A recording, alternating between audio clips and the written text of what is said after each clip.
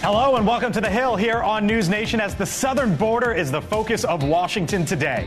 The top Republican in the Senate making it clear there is no appetite among Republicans to approve the border deal negotiated with the Biden White House. It looks to me, and to most of our members, as if we have no real chance here to make a law. Meantime, in moments, the House of Representatives set to take a vote as you are looking live right now on the House floor to potentially impeach the head of the Department of Homeland Security, Alejandro Mayorkas, for his handling of the border.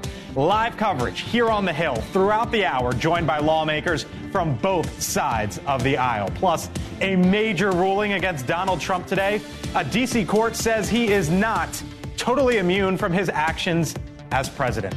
It's going to be a real busy hour here. Thanks for being with us here on The Hill. I'm Blake Berman, joined today by Amisha Cross, Democratic strategist and former Obama campaign advisor. Morgan Ortagus, of course, the former State Department spokesperson and host of the Morgan Ortagus Show on Sirius XM.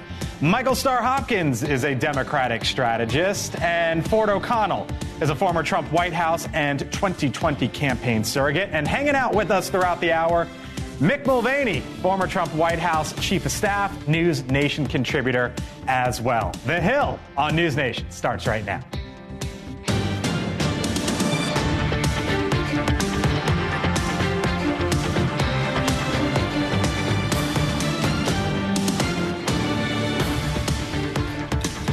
All right, come on in. Thanks for being with us here on the Hill. Right off the top, a live look at Eagle Pass, Texas. You can see it there. Just one of the sites along the southern border that has seen a record surge of migrants in the recent months. The scene there so overwhelming that Republicans and the White House even came together to negotiate a border deal.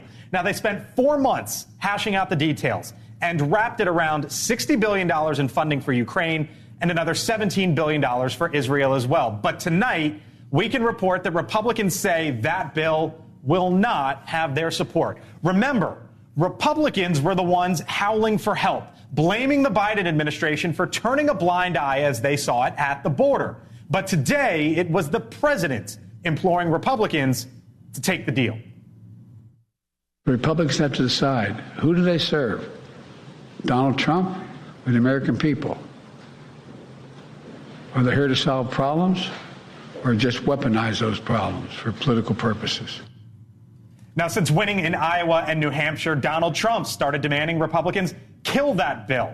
Republicans here in Washington now argue the bill is bad policy, saying the compromise would not slow down crossings at the border and that it totally doesn't shut down the border either.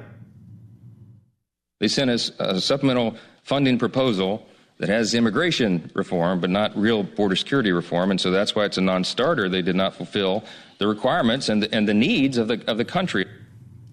And with all of that, you are looking live right now at the floor of the House of Representatives, where at any moment this hour, the House will vote to potentially impeach the person in charge of the southern border, the Department of Homeland Security Secretary Alejandro Mayorkas. That vote right there, we will be watching as we still do not know how it will go one way or the other. One could actually be the key word here because this could pass or fail by one vote.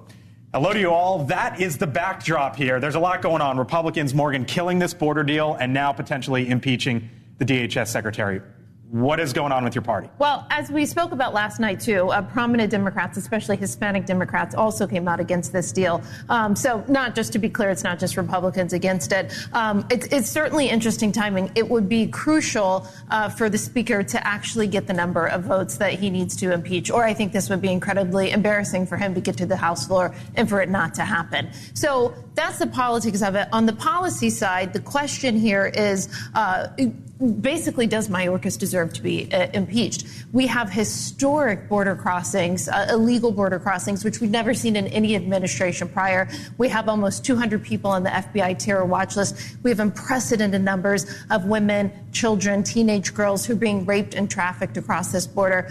Not to mention, as I think it was the Washington Post was reporting today, maybe it was the Journal, about the number of Chinese fighting-age males that are coming across the border. You've covered that story as well. There's nothing nothing safe or secure about this border, and operational control of the border is a statutory requirement for Secretary Mayorkas. It's not a choice. What's going on here? Well, the Republicans believe that Joe Biden created this crisis on January 20th, 2021 with his executive actions. And if he wants to reverse the crisis, then he can just pull back those executive actions and we can go back to where we were with Donald Trump with respect to illegal immigration. The other problem, though, is that this bill on Capitol Hill does nothing to slow the flow. All it does is basically normalize and streamline illegal immigration. You're talking up to 1.8 million a year. And that is the big difference. Democrats do not believe that we should stop illegal immigrants. What Democrats believe is that they should be streamlined into this country, and Republicans are saying you've got to stop the flow, and this bill doesn't do it. I'm going to get to you too soon, but Mick Mulvaney, come on in. Your thoughts are? I agree with Ford on this one. I got to tell you, as soon as I saw the bill and I saw this floor of 4,000 people. So the way the bill's set up is that it would give the president extraordinary powers to shut the border if the average crossings of illegals were 4,000 people a day, and then mandated those rules go in place at 5,000 a day. What that means is that 3,999 folks could cross the border every day illegally without anything happening. As soon as I saw that number, I'm like, why would anybody think Republicans would take this? Keep in mind that Jay Johnson, the former Secretary of the Department of Homeland Security, recently said that 1,000 people crossing the day was a crisis, and this bill would have sort of memorialized in law that 4,000 a day was okay. Okay, so the Republican perspective there, you two now on the Democratic side would say what? With this backdrop of Mayorkas potentially being impeached any moment. With all due respect to Mick, 4,000 should sound familiar because that's the number of migrants who were crossing during 2019, during Trump's tenure. Here we've got Border Patrol, we've got Mitch McConnell, Senator Langford, all coming together, the Wall Street Journal, to say that this is the most conservative bill. Yeah, that 4,000 number was chosen purposely because of the fact that that was the average number during the Trump administration. So if it was okay then it's okay now. The other part is this does not mean that those people will not be detained. The whole point of increasing the level of border security and supporting cities and states that are working with this is to ensure that that is done. The other part is that, quite frankly, you cannot be someone who stands against illegal crossings at the border, but is also fervently fighting against a bill that both Democrats and Republicans supported. And to her point, she is exactly right that there are Democrat Hispanics who have fought against this bill, but they fought against it for a very different reason than Republicans, because they've not been a part of negotiations and they want a much more liberal view than what could actually get passed. I want to get right now up to Capitol Hill waiting for us, and thank you, Congressman. Congressman Eric Swalwell, Democrat, of course, going to be heading to the House floor any moment now. Congressman, thanks for being with us here on the Hill. You've been listening to some of this, both sides of the aisle. You're going to be voting on Mayorkas impeachment here momentarily. Tell me why you think he should keep his job. I just listened to your Republican guests, and let me be the welcoming committee and bring them back to reality, because the bill that they are trashing was written by the second most conservative member of the Senate. And for the last 3 years, every sentence construct from Republicans has been noun, verb, border. They've admired the problem, they've weaponized the problem, they've politicized the problem. Well, the second most conservative Republican in the Senate wrote a bill that Joe Biden and Democrats, including myself, support and want to pass. And now they're walking away from it. It's lunacy that they're going to throw the second most conservative Republican under the bus because Donald Trump now says it's not good enough for him. So you say, coming back to reality, I think the reality, Congressman, is this is not going to pass in the Senate, which is basically... Well, this is their bill, Senate. though. The reality, Blake, is this... They're acting like this is Joe Biden's bill. No. This is the second most conservative Republican in the Senate's bill that they're trashing. I mean, it's insane. It's insane. I hear you, Congressman. What I was going to say was that the reality is it's not going to pass, right? I think everyone can agree on that at this moment in time. It's not going anywhere. So what I'm curious from your vantage point... We need the resources. Yeah, no, what I'm curious from your vantage point, Congressman, is what actions do you think President Biden should take right now, if any, as it relates to the southern border? Well, he should go on offense and let every American know from today till the State of the Union that, we are the party of governing and they're the party of following Trump. And the American people need to know that they want border disorder and we want border security. And that's it. I mean, they had an issue that they raised for 3 years. Credit to them. We actually showed an interest in solving it. and they've walked away. And if the American people don't know that, then shame on us for not telling that story. Congressman, I know you got to run, but lastly, with all that's going on, the bill, real quick, why does Mayorkas deserve to keep his job, in your view? Because it's not about Mayorkas. This is about sabotage. Again, he doesn't have enough tools to do the job they want him to do because they won't pass legislation so he can have more resources at the border. The House chamber looks more like an echo chamber for Donald Trump these days, and he wants Mayorkas gone. He's never accepted Biden as the president, and this is a continuation of that by just sabotaging the person who's charged with trying to bring more resources. I look forward to joining you all next time. I'm going to go to the floor and vote. Thank you very much. Have a good one, Congressman. We appreciate it. All right. So that's the Democratic perspective from Congressman Swalwell. Joining us now on the other side of the aisle, Chad Wolf. He's the former acting director of the Department of Homeland Security under President Trump. Chad, thanks for being with us here on the Hill. You just heard the Democratic congressman, and to him you would say what? Well, I would probably disagree with most of what the congressman said. I think, to say that Republicans just want an election issue to run on, it's just simply not true. We've been begging this administration for 3 years to solve this crisis. We've outlined executive authority after executive authority that the president, Secretary Mayorkas, can take to solve this crisis. The House passed H.R. 2 7 months ago. There's a number of things that could be done today to secure this border, and to simply say that we've admired it, or President Biden has admired this for 3 years, and somehow in January of 2024, he now wants to solve the issue based off of a negotiated bill, I don't think is very genuine. And just because you've got a negotiated bill doesn't mean it's a good bill. You got to actually look at the policy, look at the provisions to see if it's workable. And after I did that, this bill is not operationally sound. So here's what the Border Patrol Union said. They are endorsing it. They are backing it. Quote, while not perfect, the Border Act of 2024 is a step in the right direction, and it is far better than the current status quo. Why are they wrong? Well, look, I think the union, they are the union of the Border Patrol, and so the bill does increase the number of agents, pay, and the number of things that the Border Patrol Union has pushed for many, many years. So it's not surprising.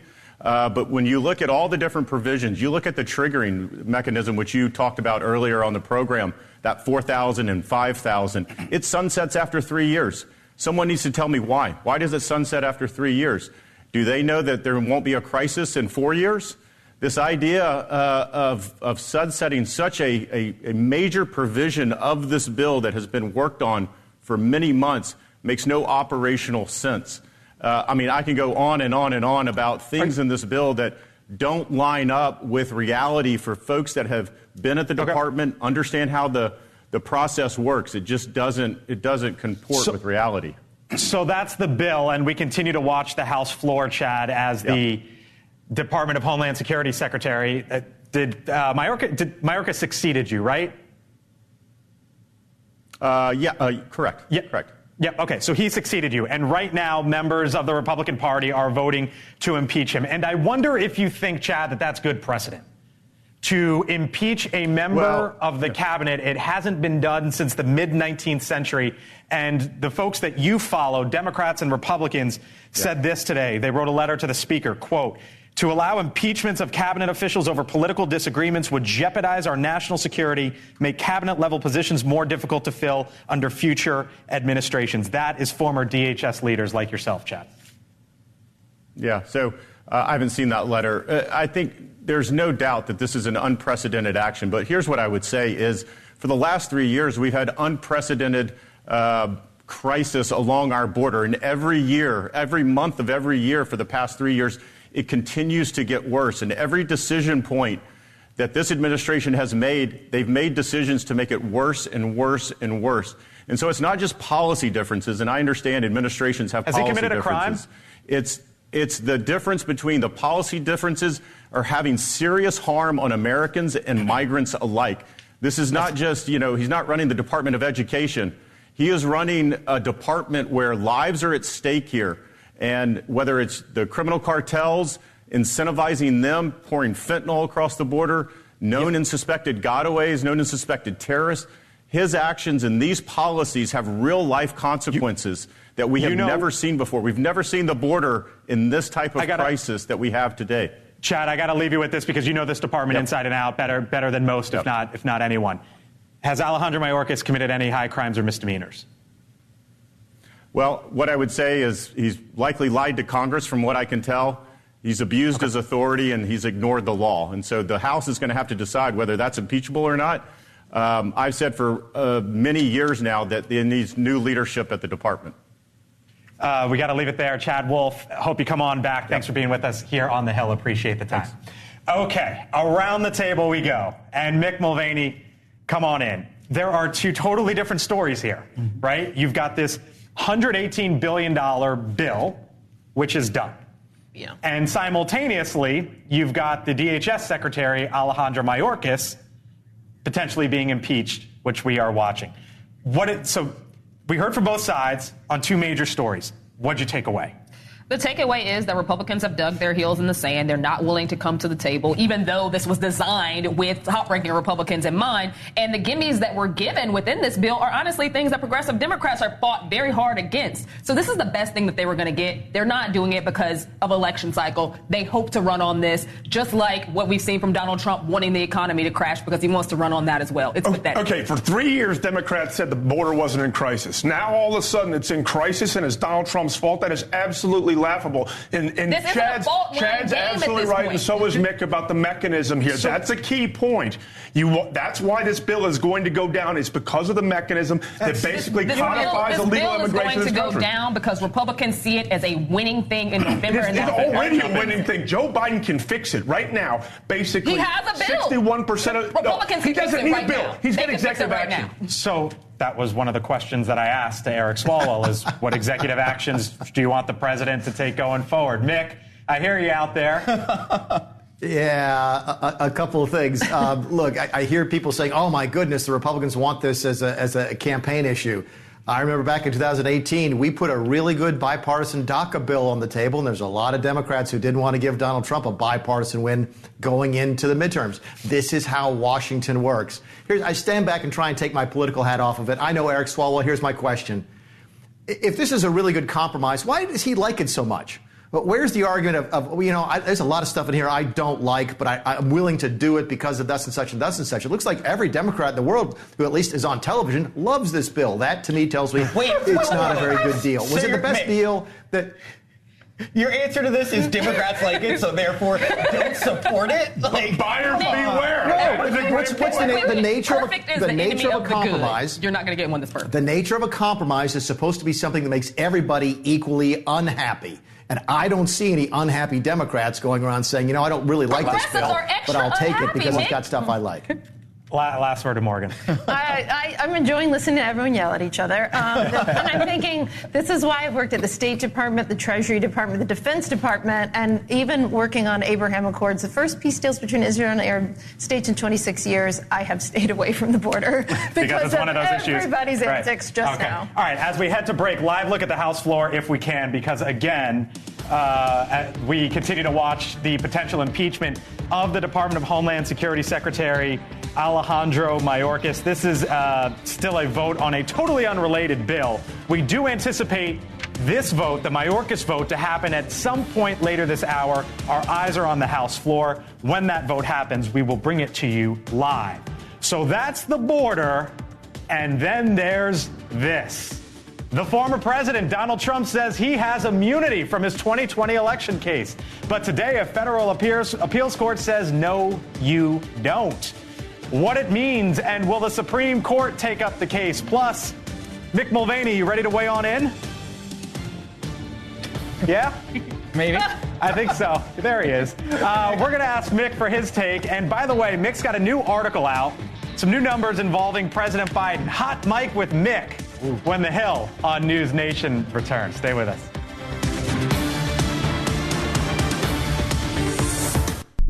Welcome back here to The Hill on NewsNation. So the D.C. Court of Appeals has unanimously rejected former President Trump's claim that he has total immunity in the federal 2020 election case against him. The three-judge panel writing, quote, for the purpose of this criminal case, former President Trump has become Citizen Trump with all of the defenses of any other criminal defendant. But any executive immunity that may have protected him while he served as president no longer protects him against this prosecution. Now, the former president responded by saying, quote, "A president of the United States must have full immunity in order to properly function and do what has to be done for the good of our country." Come on in, Jesse Weber, NewsNation legal contributor. Lots of questions for you here, Jesse.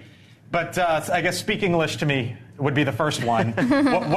What did the court actually rule, and what does it mean? Yeah, so what the court did was took all of Donald Trump's arguments that he made for why he is immune from prosecution, and they basically dismantled it. And I read the entire opinion. In my view, it is legally sound, but it also makes sense from a practical point of view. To give you an example, they said a president is answerable to the courts. Their actions are always reviewed by courts. The idea that the president, Donald Trump, says that he has this is a case of double jeopardy because he had already been impeached doesn't fly. It doesn't work. The idea here that a president would have to be impeached and then convicted in order to face criminal prosecution doesn't make sense. And then, they also do these kind of interesting arguments. They say that it's been always contemplated a president could face criminal prosecution. Look at what happened with Nixon and Ford. The idea of pardoning a president gives you an idea that could have been a possibility. So what they did was created an opinion that, in my view, is very hard to poke holes into. It doesn't mean that the Supreme Court won't take it up, but the ideas of where they would disagree with this court becomes kind of limited, in my view. Do you think the Supreme Court takes it up? So that's a great question. Look, here's what I think. I think on one hand, if there was an issue where this hadn't been resolved, like the 14th Amendment issue that they're going to hear, there's such a split across the country about what the answer is there. They have to resolve it. This immunity issue has been defeated at every level. So on one hand, you say, why would they take it up? There's nothing for them to resolve. They may see kind of a point here and there, particularly regarding the president's authority regarding the election. But I also think, just as a jurist, just as a member of the Supreme Court, how would you not want to have your stamp on such a novel and important issue about whether the president of the United States is possibly immune from federal criminal prosecution? All right, Jesse. So you have been on record saying you don't think that any of these cases that we get a decision one way or another before the presidential election. Did today's decision change your mind in any way? Not really. I mean, is there a possibility? I'll tell you a way that there's a possibility that this federal case could happen. We know the federal case has been delayed. If the Supreme Court, and we know that Trump has till February 12th to appeal it to the Supreme Court or a larger panel of the D.C. Circuit, if the Supreme Court rejects it, this goes back to the trial court, and Judge Chutkan needs to set a trial date. Could be in the spring, could be in the summer, but there's a number of pretrial motions, there's a number of issues to go to. I still am very, very skeptical we're going to see a trial before the election. All right. Jesse Weber, NewsNation legal contributor. Jesse, thank you. Good seeing you. Thanks so much. Yeah, you too. All right. Over to Mick Mulvaney now. Hot mic with Mick for a couple minutes. Got a couple stories for you here, Mick. Let's start off with what we just heard there. Donald Trump and the decision from the court today. In your view, was that the right decision, Mick, and is Trump in trouble? Yeah, this has to be the exact right decision for many of the reasons that Jesse just laid out. Keep in mind, one of the arguments that Trump made was that, he could only be convicted if he'd already been impeached. But one of the arguments he made during the second impeachment was, I'm no longer the president. You can't impeach me. The only people who come after me are the Department of Justice. So the court threw that back in his face today. This has to be the right decision for so many different reasons. I think Jesse may be right on this. There's reasons for the Supreme Court not to take it because it's so cut and dry.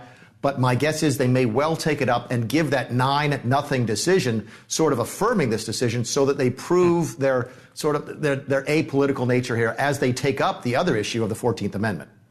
Okay. All right. You also have a brand new op-ed out in The Hill. In it, you acknowledge, Mick, the strong economic data that was announced this weekend or in the recent days. Great news for President Biden, notably the 350,000 jobs or so that were added in January. Headline from The Hill, Mulvaney, if it's about the economy, Biden can win. If Father Time decides, it's a different story. Talk to me, Mick. What do you mean? Yeah, these are really, really good economic numbers. Keep in mind, we look at the raw numbers of jobs created. Anything above 225,000 is really good. They've had a bunch of good numbers. The inflation is coming down a little bit. Consumer spending is up. Wage growth is up. These are really good numbers. But we were all told that when that started to happen, Biden's numbers would go up as well. And in fact, they're going the opposite direction. There's a new poll out from NBC News that shows his approval rating at 37%. He's trailing Trump by 15 and 20% on some of the key issues, 30% on the border. And so my question is this. If it's really about the economy, stupid, like Bill Clinton says, then I think Biden's got a chance to come back if people feel like that good economy is redounding to them. But if they're saying, I don't like the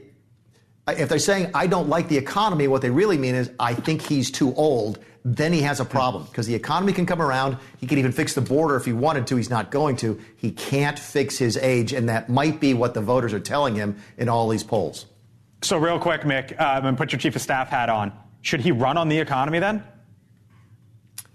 Yeah, what else has he got? I mean, the border is a problem. He's going to try and make it look like the Republicans are recalcitrant on the border. I get that. I would be doing the same thing if I was in their shoes. He's got to run on the border and hope that Clinton is right. At the end of the day, it really is about the economy, but it's really about his age. He's not changing that, and that's going to be a major problem. Hot Mic with Mick.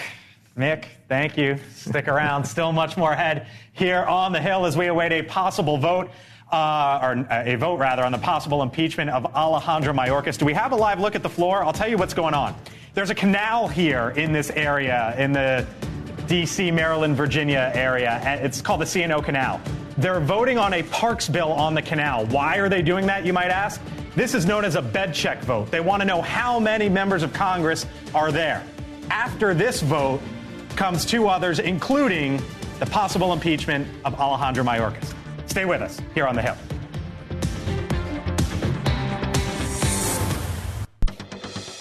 All right, welcome back here to the Hill on NewsNation. We continue to keep our eye on the House floor. About 10 seconds ago, they just gavelled in. And what you are watching now, or what's about to happen, is the impeachment vote against the DHS Secretary Alejandro Mayorkas. This will take some time. We'll keep our eyes on it. This could go one vote one way, one vote the next way. Part of the reason why we are watching it closely live on the House floor, and we'll continue to monitor it here on the Hill. But before that, did you see this? Pro-Palestinian protesters gathering outside of the home of the U.S. Secretary of State Anthony Blinken. This was in Virginia, just across the river from us. The protesters are calling for a ceasefire in the Gaza Strip amid the ongoing war between Israel and Hamas. Now, Blinken is currently in the Middle East pushing for a hostage deal between Israel and Hamas. Pop that picture up one more time, and around the table we go. When you look at that picture outside of Anthony Blinken's house, what do you see, Ford? I see a monstrous divide within the Democratic Party about Israel and Palestine, and essentially the Biden administration is trying to have it both ways. And if this conflict does not end soon, he may pay the price, particularly in the state of Michigan in 2024. What do you see? I see the First Amendment at work. Look, I don't like the idea of people protesting at their houses, especially people Rich Tony ones. Hold on for a second, especially people who have kids. I think that really makes it a lot harder, but this is what makes our country so beautiful, that you can do this. Morgan? I'm really not a fan of doing this to elected officials or confirmed officials by the Senate. There are places in front of the State Department. You covered it. You covered me at the State Department. Sometimes there are places there where you can protest. This reminds me of a year ago whenever there was attempted murder against a Supreme Court justice protest in front of their houses. Yeah. Listen, there's public places for this, but private neighborhoods where there's children, as you pointed out, I am not a fan of. What do you see? Democracy at work, and a generation of people who are quite frankly frustrated and have seen time and again places being leveled, people not having homes, and at the end of the day, hundreds of thousands of people who are dying innocently in Gaza. All right, well, over in the Middle East, meantime, Israeli intelligence says a fifth of the hostages being held by Hamas in Gaza are dead. That's at least 30 of the remaining 136 hostages being held by the terrorist group. President Biden asked about the state of negotiations earlier today. There's been a response from the opposition, but from Hamas, but it seems to be a little over the top. We're not sure where it is. There's a continuing negotiation right now. Former State Department spokesperson, Morgan, as you mentioned, when you hear that from the president in the news today, you think what? Well, I mean, listen, to learn, as families are being notified across Israel tonight that, you know, the hope that they had, that they were going to get their loved one home, that they were going to get their children home, is now extinguished, is got to be incredibly hard, not only for those families, but for the state of Israel writ large. And the fact that this is coming during the middle of the negotiations for potentially another ceasefire exchange of hostages hostages, I think will make it harder for Prime Minister Netanyahu and his government in the negotiation process, because it's sort of like reopening a wound. I can tell you, as you know, I was just in Israel last month. I visited Kfar Aza, one of the first kibbutz to be attacked. I interviewed and met with parents of people who are still there. And one of the things that I promised all the parents there when I met with the American parents is that every time I had the opportunity, and I was on television or radio, that I would remind the world, and that I would remind this administration especially, that there are 6 Americans who are still held hostage, who have been held hostage since October 7th, and they are being held hostage by a terrorist group, and we have to do everything we can to get them home. And the fact that at least a fifth of these hostages are still dead shows the imperative for this administration to get these people home. So what comes next here, in your view? I think we'll see. I mean, I thought the president's comment was very interesting, because you don't normally get color in terms of what the response were from both sides, right? Like when there's hostage negotiations, you try to keep it very easy. So the fact that the president said that, President Biden said that the Hamas response was over the top was, in diplomatic speak, right, a little bit more color than we normally get in these negotiations. I think over the top is a signal for they're not close. Live picture, once again, on the House floor real quick, if we could pop that up, because we are watching right now the potential impeachment of the DHS Secretary Alejandro Mayorkas. You can see on your screen 3 Republican nays. The question is, will there be, and my gosh, look at that, 215 to 215 with 1 Republican not voting. Remember, I told you that there was going to be a vote on this one way or the other, and the vote was going to be one. Look at that on your screen. Do we know who this 1 Republican is right now? No. What's the Mulvaney? Yeah. Former House Republican. What's the arm twisting like right now?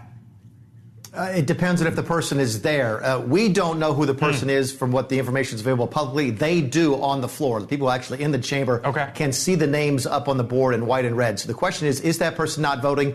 Tom McClintock, for example, from California, who had said that he was against this from a constitutional standpoint, but might not vote. Okay, if, however, it's somebody who's simply not there at all, then they have to go out and try and flip one of those no's to a not voting. So that's the arm twist. And keep in mind, the leadership of the House has the ability to keep these House votes open as long as necessary. So this could, in theory, stretch out hours before you get conclusion. Well, so that was my next question, right? Like, if they're not there, then what happens next? But you're saying this could stay open for days. And again, we don't know.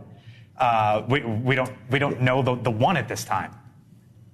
Yeah, I don't think it can stay open for days. There might be a rule about going past midnight, but they can keep it open for hours. Just because they say it's a 15-minute vote or a 5-minute vote, until the gavel comes down, this vote is still officially open. So yes, to your original point, there's a lot of arm twisting one way or the other. Either they're twisting the vote of the person who's not voting if he or she is there, or if that person is not even physically in the building, they're twisting those 3 votes to try and get one of them to simply not vote. Can we just take a minute to talk about what an embarrassment this would be to Speaker Johnson if they're not able to get this vote after putting it on the floor? I mean, we just had McCarthy removed, and now Johnson puts this up, and they don't have the votes for it. I'm open to my Republicans' opinions, but again, we're watching this. Hold on, time out, because we're watching this live, so we don't know which way this is going to go. One way or there's going to be a lot of arm twisting, and Speaker Johnson's going to try to get it through. And if he does not get it through, there are going to be some political ramifications, because this is a big issue for Republicans who are trying to make a point about border security and how that's national security and how the Biden administration is harming average Americans because they have a philosophical belief on illegal immigration. Every day they don't push something through, more migrants are coming. Every day they don't push something through, the potential for violence increases. We know what happened in New York. Every day they don't push something through. And you can do a lot about it, and you choose not to. We can do a lot about it with the bill that's currently there. And that's what the administration is letting in. But time out, this is the Republican show. Republicans have the majority in the House, and for them to put a vote up and not be able to actually pass the vote. Well, I mean, we'll see if they haven't. We'll see if they haven't. But we only had a two-seat majority, so it's always going to be tight. But you don't put this would have never happened to Nancy Pelosi. This would have never happened to Nancy Pelosi. There you go. That's also because you wouldn't have had regular order either. Well, now she knew how to work. Mick, jump on in. She knew how to keep her pen pan strong. Yeah. You're right. Oh, come on. Mick, jump Michael's more right than he knows. Typically speaking, when a bill comes to the floor, if it doesn't pass, that's a problem for the majority. However, there are exceptions to that, and these sorts of votes can be those exceptions. It may just be that the House Republicans went to the Speaker and said, let's get it over with. Put it on the floor and let's see where it goes. And they won't blame him. It'll look bad for the public. You're absolutely right. But every now and then, you just have a vote for the sake of having a vote and being done with it one way or the other. That might be one of these votes. I'm told in my ear, so the text is on the screen, right? This is a standard feed that we all get. I'm told that the House Speaker, Mike Johnson, is actually up at the podium right now. Joe, do we have a clean look at that by chance? Unfortunately, we don't, Joe says. So this is the feed that we all get, right? And you're watching this live with us. 2:15 to 2:15, we do expect the House Speaker, Mike Johnson, to talk at any moment here as we try to say that again? Let's live listen as I'm told Democrats are yelling on the floor. Listen.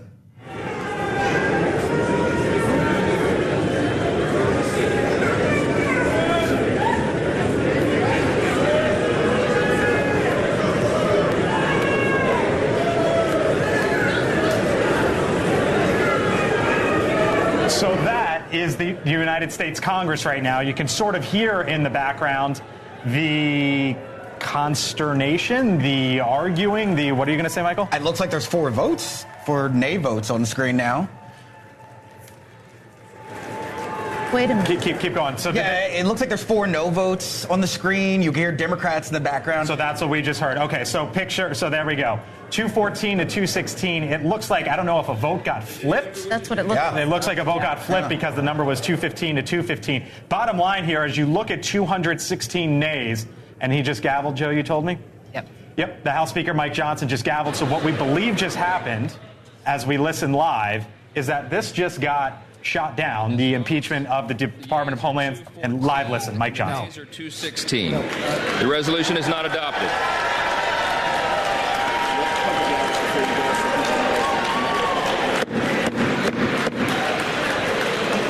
The resolution is not adopted as the House Speaker gavels. I think we can all say, and Mick, let me start with you, this is a bad moment for the newly elected, relatively new House Speaker. Here's what likely just happened, and I've seen this before in the legislative process. Somebody, maybe even the Speaker himself, changed his vote from yes to no, for the purpose of then at a later date bringing up a motion to reconsider. In order to bring up a motion to reconsider, you must have voted in the majority the very first time. None of the Democrats who voted against this are going to bring up a motion to reconsider. So someone went from yes to no, most likely in order to preserve that right to bring up this vote again another day. Okay, all right. Let's leave the thought there. We got to head to break real quick. Live coverage here on the Hill on the other side. Stay with us. We're back in a few.